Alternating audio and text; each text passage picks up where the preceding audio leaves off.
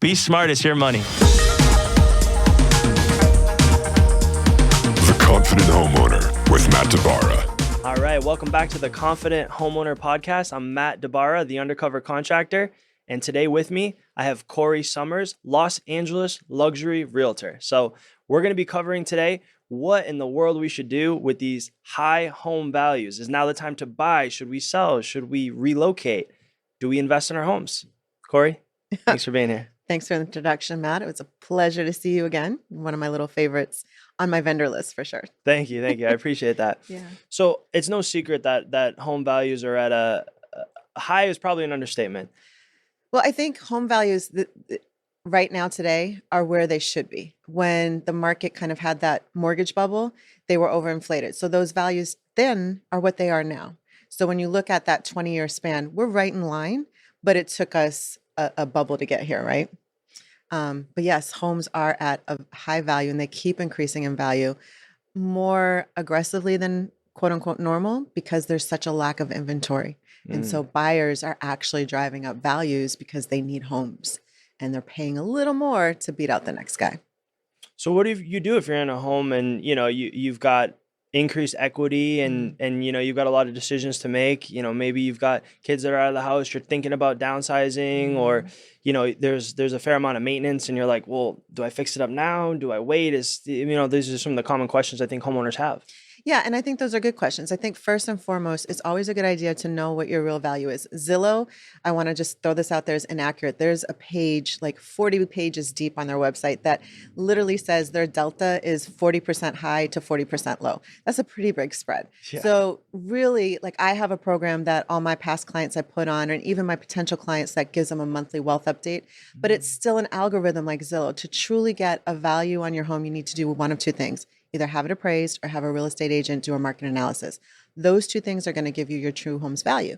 Now, if you're someone that's saying, okay, I bought my home 20 years ago for, let's say here in Los Angeles, $300,000. My neighbor sold their home for $2 million. I know I have equity. You do, right? The question is how much? If you haven't updated your home in 20 years, it's not as much as you think it is. And I think one thing that tends to happen, especially when our incomes are pretty fixed and we're focused on things like raising kids, putting them through college, we tend to have a lot of deferred maintenance in our home because we get used to it and we start to ignore it. And when I say deferred maintenance, the dog chewed up the floorboard when he was a puppy. There's, a patch that you did, but you just never got around to painting it. A doorknob is broke. Little things that we all say, those are little things. Take the time to fix the little things, because if you do it as it's coming, it's little money.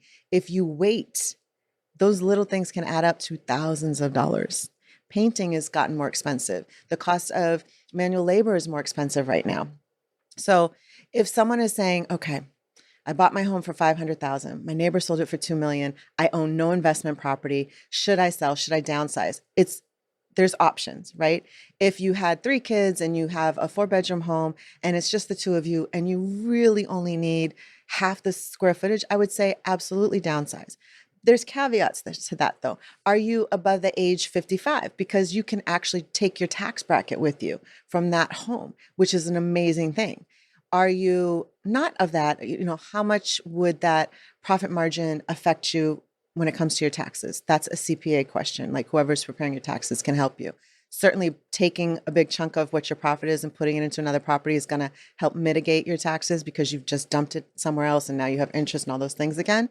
But I think one of the smarter things to do is always, if you go from 1, go to 2 or go to 3. Like in other words, if you are going to downsize, yes, put some into that next property, but now buy a duplex. Or now buy an investment property, maybe just a condo so that at least the exterior maintenance is kind of kept up and you don't have as much maintenance issues.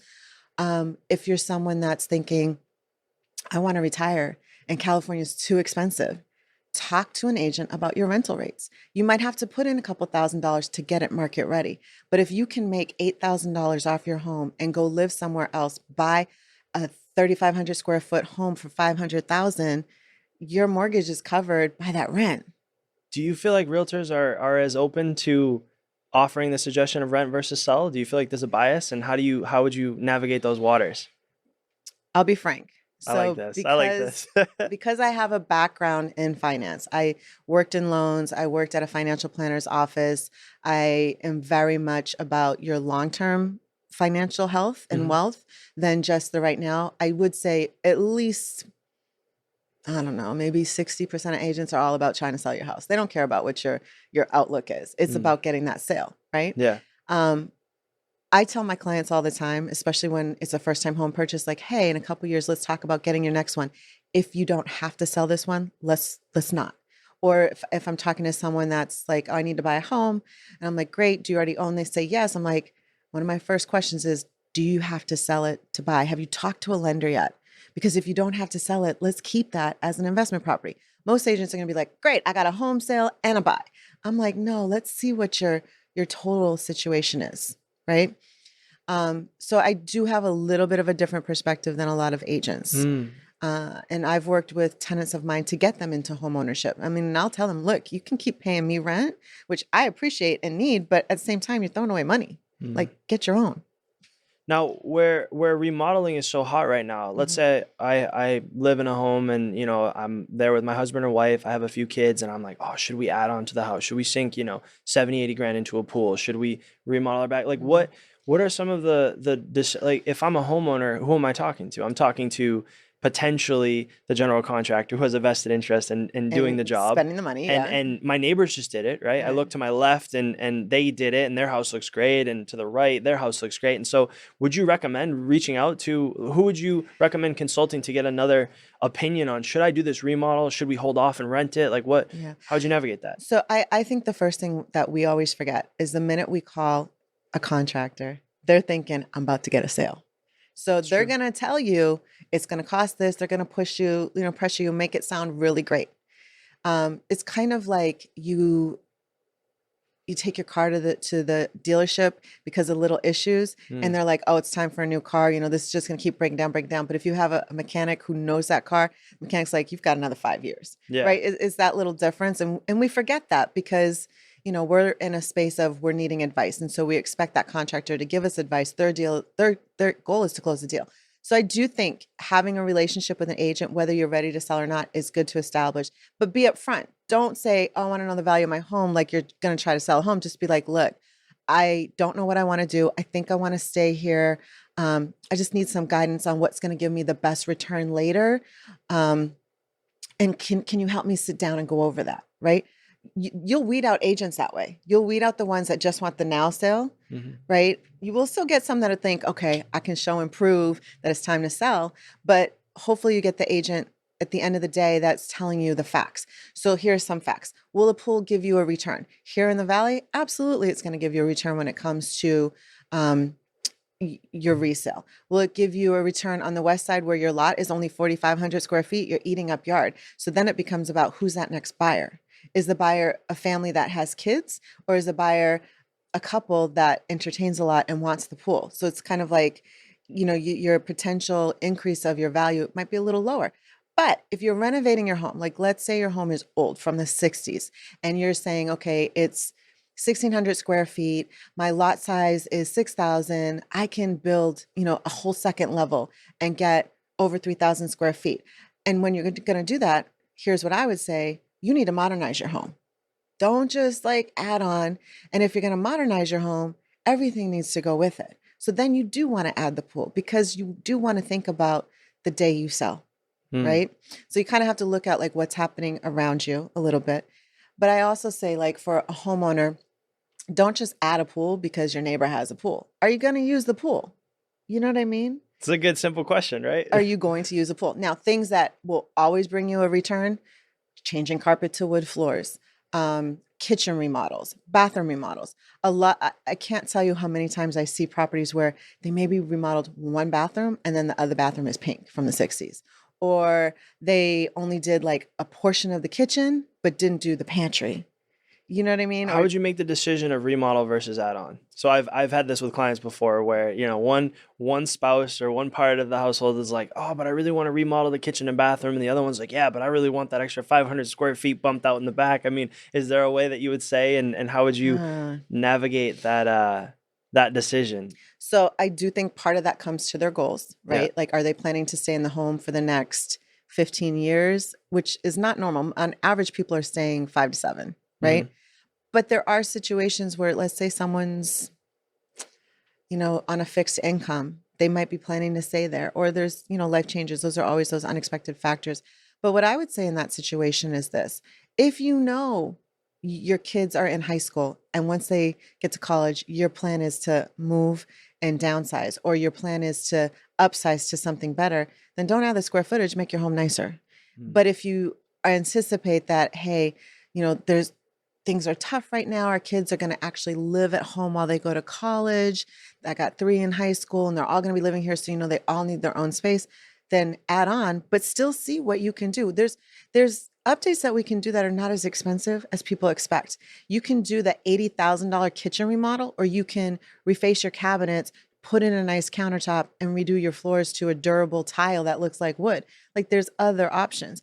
I feel like a lot of contractors give you the big one and like that's it. And I think you touch on something really, really interesting that I've thought about before, but you've reaffirmed it in my mind, and that is that a lot of contractors don't necessarily have, like, I love, there are general contractors I have as friends and contractors, and when they're in the real estate market, and I think this is a really cool tip for homeowners, is that when you're talking to a contractor, if you're asking them, hey, out of interest or out of curiosity, do you own any properties? Are you in the investment? Because I have a few general contractors and I've walked through projects with them, and they'll do that. They'll give hard, advice on the value. Like, hey, are you planning on living in the home for 3 to 4 years? Okay, great. Well, you'll see a return on this, you won't on that. And so I think that's an interesting distinction for homeowners to be thinking about when you're selecting a contractor. Do they understand the market? Because then they can help understand your goals relative to, Right. long-term vision. Right. And so, like, the thing too is, this one always kind of cracks me up. I love when someone calls me and says, oh, I have an updated kitchen. They updated in the 80s. That is not updated. Okay. Styles change every decade. It's kind of, there's new trends, and I mean, less than a decade, but every decade you see that real different distinction, right? So I own a property. I updated it in the 2000s, and it's nice. And I went with like that kind of spa-esque, natural stone vibe. The bathrooms have slate tile, like the ambiance is there, soaker tub, dark hardwood floors. Well, now the dark hardwood floors are out, right? I did this kind of like the rose beige, creamy Spanish tile, the big one. So it was like I was on the luxury end when I put them in, but now that's out of style. I know in my head, right? It's great for rental because it's nice. It's, it's nicely done. It's nicely updated. But if I was to sell it today, I would need to redo my kitchen cabinets. I would need to do all of my flooring over. I would need to do it one solid, consistent throughout the whole property, instead of like, carpet in most bedrooms, but except the master, because that's how I lived, and it didn't matter as much as the other bedrooms as it did mine, right? But so my point in this is, sometimes when people are living in their home, they're so wrapped up in their taste that when they go to sell, they think everyone else is going to be okay with it, and it's not. If you want the highest return on your property, you do need to update it. And like I said, it doesn't have to be the most expensive. You can talk to a contractor about, okay, I love what you're proposing at $100,000, but my budget is 60. Let's talk about the pieces that maybe we can swap out. Still nice, but instead of the custom cabinets, is there a discount wholesaler? Can I do something else? Should I substitute manufactured hardwood instead of that beautiful white oak, right? And still get that same look, that same result. There's always a way. Is there a rule of thumbs for, let's say I have a home and I have $300,000 in equity. We said, create a relationship with a realtor, but is there kind of rules of thumb that are blanket guidelines across the country that you'd say, where it's like, hey, I recommend not tapping into this much of your equity? Or is it really just, it requires more time and energy to create a relationship, have multiple conversations, maybe with a contractor and a realtor? I don't think there's a rule of thumb, but I do think what the general advice you'll get is, make your money work for you, take that equity and put it into something else, right? Just kind of like that blanket statement, that blanket mentality. But I think you also have to think about your potential return and what happens if things don't go well, right? So like, for example, let's say you buy an investment property and your tenant moves out and they really, I'm not going to say destroyed because what I'm about to explain is not destroyed, but it's significant. If your tenants' kids used your walls and doors as a coloring board, you're going to have to repaint the whole place. And again, going back to right now, manual labor is expensive. So a 1,200 square foot property, painted walls and ceiling is going to run you $3,600. That's pretty significant, right? So now you've got the $3,600 in repairs. It'll probably take you a month to get the property ready. So you've missed a month of income. So now you've got to pay that mortgage. So you have to prepare for that. And so for me, when I'm looking at an investment property, and even when I talk to my clients, is you want to look at your cash flow after all the expenses, your mortgage, your taxes, your HOA, if it's a condo, after all your expenses are paid, what's your cash flow, right? So if it's a condo for me, as long as I go in at 300, good, because my goal is to be hovering at the 500, and then you grow from there, right?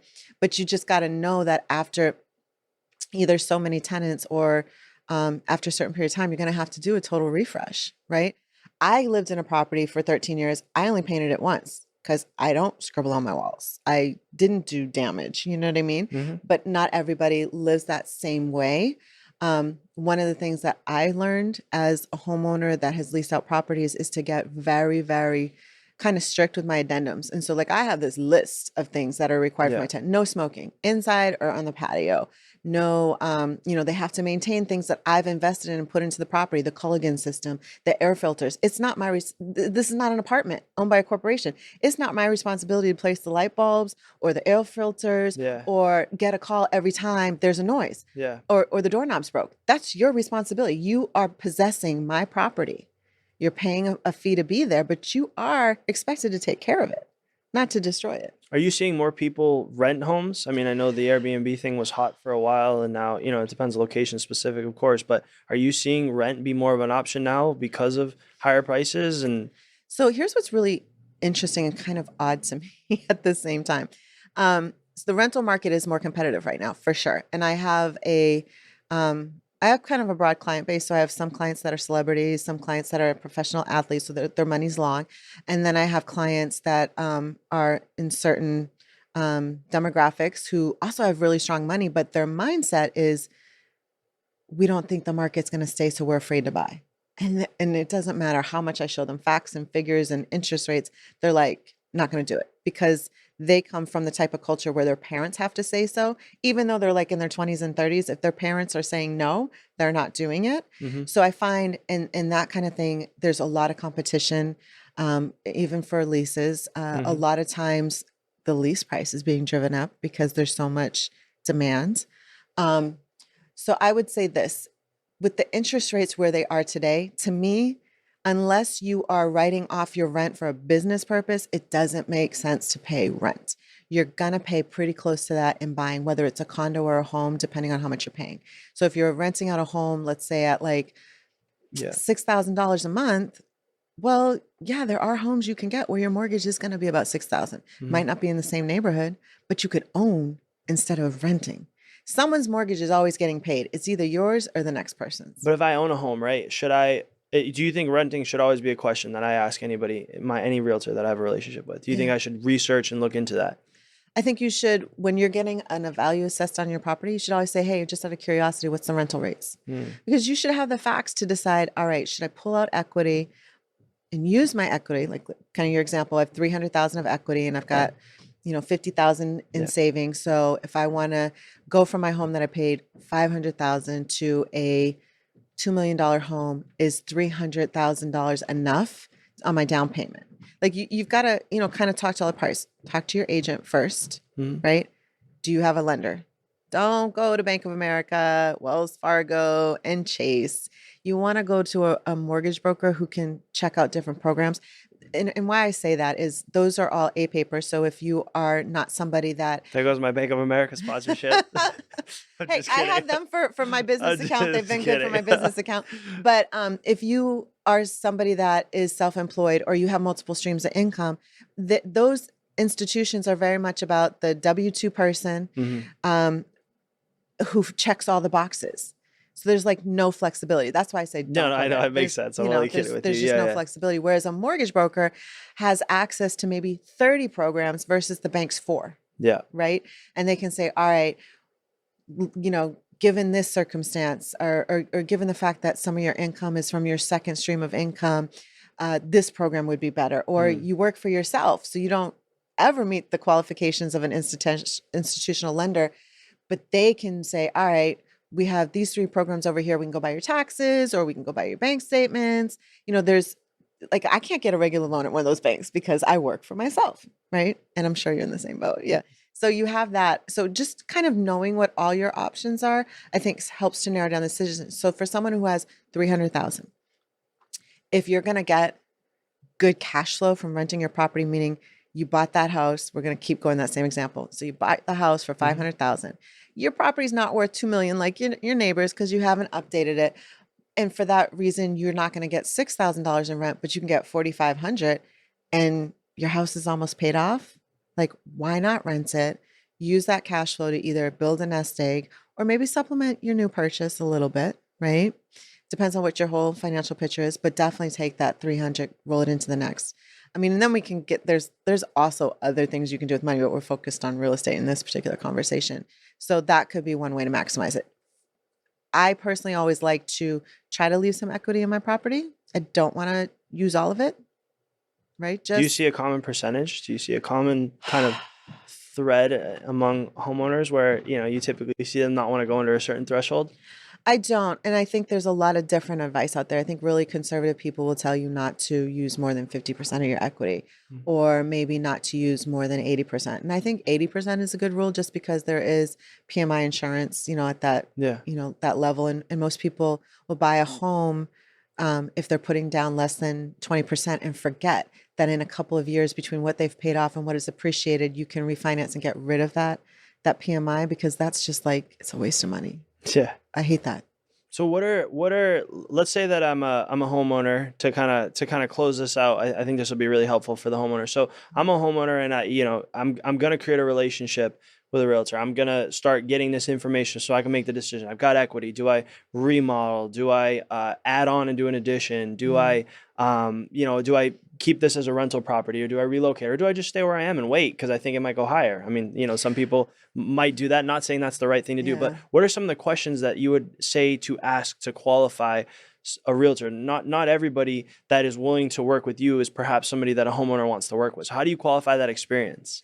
So I think there's a couple of things you need to look for in a real estate agent. One thing is experience, right? And experience comes from 2 things. It's not just the amount of time they've been in a real estate agent, but it's also the volume of their deals. I think here in California, especially in Los Angeles, there can be some high price points. So you might have some agents that only sell a couple of property a year.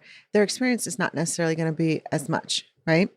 So like, for example, I think this year I've done 22 deals. So my experience with, the ins and outs is a little different than someone that's only sold 2 or 3 homes a year for 5 years. I've also sold in another state, and there I was selling 32 to 36 homes a year. So like, my experience is just a lot more vast than maybe somebody that's sold the last 5 years and only sold a couple of homes. So you want to get a sense of their experience level, right? I think the biggest thing though is you need someone that is going to tell you the truth, whether you like to hear it or not. Because I think a lot of times, I see this a lot of times, sellers, using that example we said, their neighbor's home sold, they updated it, put in a pool, and they haven't, and they want to get the same price as their neighbors. That's just not realistic. And I find a lot of times homeowners will shy away from the person telling them the truth to the person that's telling them the fluff. Or what they want to hear. What they want to hear, right? So I think you got to kind of take a step back. And if you're talking to 2 or 3 agents, and one agent's just yesing, oh yeah, no problem. And another agent's like, well, so here's the reality, or well, in order for that to happen, this needs to happen. Go with the one that's giving you the truth, the facts. But also kind of using your example, you're not sure what you want to do, and you might not want to sell. You want to work with someone that's willing to keep that relationship going with you over time. Not that's like in and out, not that's going to go and get a different job tomorrow, not that's not going to be willing to take a little bit of time to give you some advice. And like I said, my big thing for my clients is you're your overall financial picture. So whether you're a past client or someone that I've been talking to, I put them on a program so that they get a monthly update, so they get a calculator to see if I want to pay down my mortgage quicker, so they can have tools to kind of make some of those decisions. So tools and resources, deal flow, years of experience, or just some of the hot topics, the questions you want to ask. Yeah. Well, Corrie, thank you so much for being here. I really, really, really, really appreciate it. I think this is phenomenal. Yeah. Yeah, thanks for being on the show.